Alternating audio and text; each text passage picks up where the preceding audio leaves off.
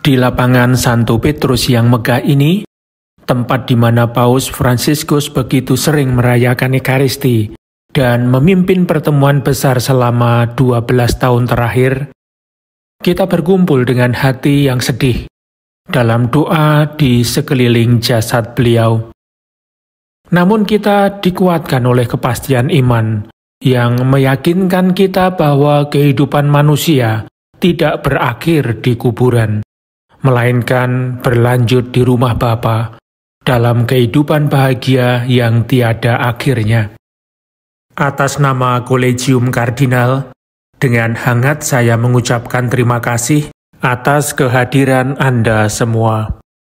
Dengan rasa haru yang mendalam, saya sampaikan salam hormat dan terima kasih kepada para kepala negara, kepala pemerintahan, dan delegasi resmi yang datang dari berbagai negara untuk mengungkapkan kasih sayang, penghargaan, dan rasa hormat mereka kepada Bapa Suci kita yang telah wafat.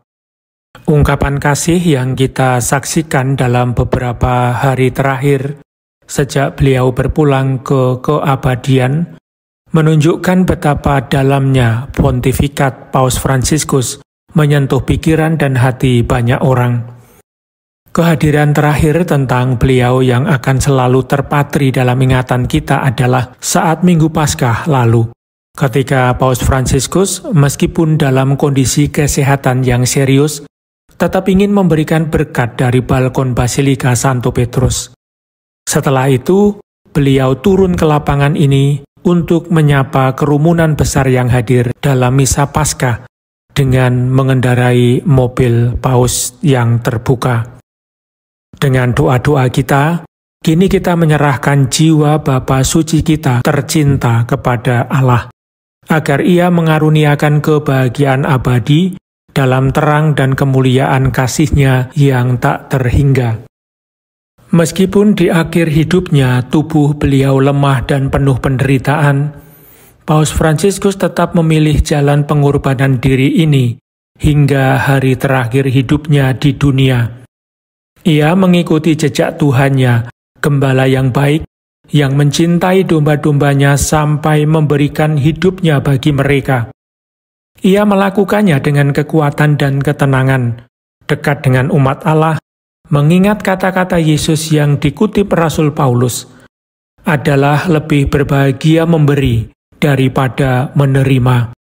Ketika Kardinal Bergoglio terpilih dalam konklav pada tanggal 13 Maret 2013 untuk menggantikan Paus Benediktus ke-16, beliau sudah memiliki pengalaman panjang dalam kehidupan religius di Serikat Yesus, dan yang lebih penting diperkaya oleh 21 tahun pelayanan pastoral di Keuskupan Agung Buenos Aires. Pertama sebagai uskup auxilier, lalu sebagai uskup koadjutor, dan akhirnya sebagai uskup agung. Keputusannya untuk mengambil nama Fransiskus segera menunjukkan rencana pastoral dan gaya yang ingin beliau terapkan dalam pontifikatnya, mengambil inspirasi dari semangat Santo Fransiskus dari Assisi. Beliau mempertahankan sifat dan gaya kepemimpinan pastoralnya, dan melalui kepribadiannya yang tegas, segera meninggalkan jejak dalam pemerintahan gereja. Ia membangun kontak langsung dengan individu dan bangsa-bangsa, ingin dekat dengan semua orang, dengan perhatian khusus kepada mereka yang mengalami kesulitan, memberikan dirinya tanpa batas, terutama kepada mereka yang terpinggirkan dan yang paling kecil di antara kita. Ia adalah seorang paus di tengah umat, dengan hati terbuka bagi semua orang. Ia juga seorang paus yang peka terhadap tanda-tanda zaman dan gerakan Roh Kudus di dalam gereja. Dengan kosakata dan bahasa khasnya, penuh dengan gambaran dan metafora, ia selalu berusaha menerangi masalah-masalah zaman kita dengan kebijaksanaan Injil. Ia memberikan jawaban yang dituntun oleh terang iman dan mendorong kita untuk hidup sebagai orang Kristen di tengah tantangan, dan kontradiksi zaman yang ia gambarkan sebagai perubahan zaman. Paus Fransiskus menunjukkan kehangatan manusia yang luar biasa dan kepekaan mendalam terhadap tantangan dunia saat ini. Ia berbagi kegelisahan, penderitaan, dan harapan di era globalisasi ini, meneguhkan dan menghibur kita dengan pesan yang mampu menyentuh hati secara langsung dan spontan. Karismanya dalam menyambut dan mendengarkan disertai dengan sikap yang sesuai dengan kepekaan masa kini, menyentuh hati, dan berusaha membangkitkan kembali kepekaan moral dan spiritual. Evangelisasi menjadi prinsip panduan dalam pontifikatnya. Dengan visi misioner yang jelas, ia menyebarkan sukacita Injil, yang juga menjadi judul seruan apostolik pertamanya, Evangelii Gaudium. Sukacita ini memenuhi hati semua orang yang mempercayakan diri kepada Allah dengan kepercayaan dan harapan. Benang merah misinya juga adalah keyakinan bahwa gereja adalah rumah bagi semua orang, rumah dengan pintu yang selalu terbuka. Ia sering menggunakan gambaran gereja sebagai rumah sakit lapangan.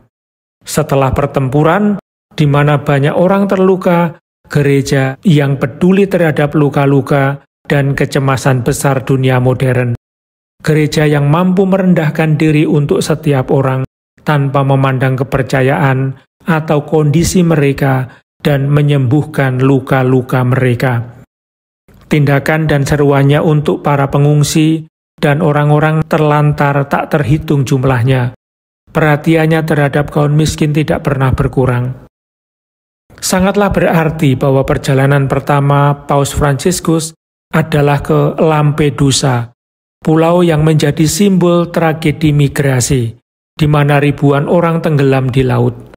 Demikian pula kunjungannya ke Lesbos bersama Patriark Ekumenis dan Uskup Agung Athena, serta perayaan misa di perbatasan antara Meksiko dan Amerika Serikat. Dari 47 perjalanan apostolik yang berat, kunjungannya ke Irak tahun 2021 akan tetap dikenang, menantang segala resiko. Perjalanan apostolik yang sulit ini menjadi balsem bagi luka terbuka rakyat Irak yang sangat menderita akibat tindakan kejam ISIS. Ini juga merupakan perjalanan penting untuk dialog antar agama, yang merupakan dimensi penting lainnya dari pelayanannya. Dengan perjalanan apostolik tahun 2024 ke 4 negara Asia Oseania, Paus mencapai pinggiran terjauh dunia. Paus Fransiskus selalu menempatkan Injil kerahiman di pusat pelayanannya. Berkali-kali menekankan bahwa Allah tidak pernah lelah mengampuni kita. Ia selalu mengampuni apapun keadaan orang yang meminta ampun dan kembali ke jalan yang benar. Ia menyerukan jubileum luar biasa kerahiman untuk menegaskan bahwa kerahiman adalah jantung Injil. Kerahiman dan sukacita Injil adalah dua kata kunci pontifikat Paus Fransiskus. Sebagai tandingan dari apa yang disebut budaya buang, ia menyerukan budaya perjumpaan dan solidaritas. Tema persaudaraan menjiwai seluruh pontifikatnya dengan nada yang kuat. Dalam ensiklik Fratelli Tutti, ia ingin menghidupkan kembali aspirasi global menuju persaudaraan, karena kita semua adalah anak dari Bapa yang sama di surga. Ia sering mengingatkan dengan tegas bahwa kita semua adalah satu keluarga manusia. Pada tahun 2019, selama perjalanannya ke Uni Emirat Arab, Paus Fransiskus menandatangani dokumen tentang persaudaraan manusia untuk perdamaian dunia dan hidup bersama, mengingatkan akan kebapaan Allah yang kita miliki bersama. Kepada semua pria dan wanita di dunia, dalam ensiklik Laudato Si, ia mengingatkan tanggung jawab bersama kita terhadap rumah kita bersama, dengan berkata, tak seorang pun diselamatkan sendirian.